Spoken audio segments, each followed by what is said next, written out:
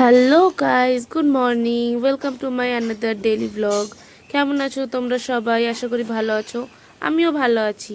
তো আজকে সকালে উঠে দেখলাম ওয়েদারটা খুব ভালো, তো তোমাদের সাথে একটু শেয়ার করলাম।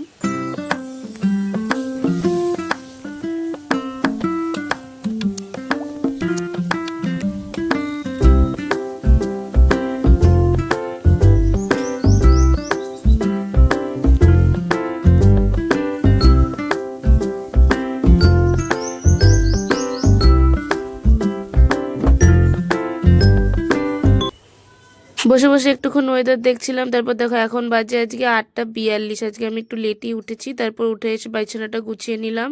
বিছানাটা গুছিয়েছে, ব্রাশ করে নিয়েছি। ব্রাশ করে একটু লিখতে বসেছিলাম আমি। তারপরে একটু চুলে অ্যালোভেরা দিব বলে বাগানে গেছিলাম অ্যালোভেরা নিতে। তারপর দেখি ওখানে অ্যালোভেরার গাছে গাছে কত পাতা পড়ে আছে কিছু, তো ওগুলো একটু পরিষ্কার করলাম।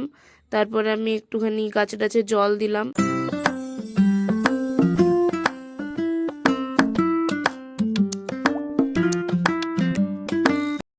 তো তোমরা হয়তো জানো না, বাড়ির পেছনের দিকে আমাদের ছোট্ট একটা বাগান আছে। তো আমাদের বাগানে একটা ছোট কারি পাতার গাছও হয়েছে, এবং একটা কাঞ্চন ফুলের গাছ আছে, একটা মেহগনি গাছও আছে।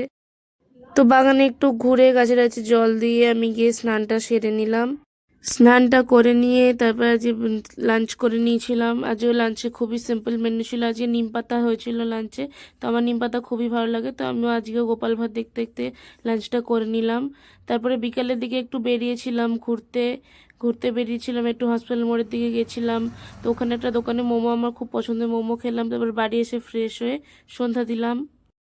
সন্ধ্যা দেওয়ার পর মাকে বলছিলাম আমার একটু মিষ্টি খেতে ইচ্ছা করছে, তো মা বললো সুজি বানাতে। তো আমি একটু সুজি বানাচ্ছিলাম। সুজি বানানোর পরে আজকে ডিনারটা আমি বানিয়েছিলাম, রুটি আর আলুর দম হয়েছিল। তো আমি আজকেও গোপাল ভাত দেখতে দেখতেই ডিনার করেছি, কারণ আমার গোপাল ভাত দেখা ছাড়া খাওয়া তো অসম্পূর্ণ, তোমরা এতদিন নিশ্চয়ই জেনেই গেছো। তো আজকের মতো ব্লগটা এতটুকুই।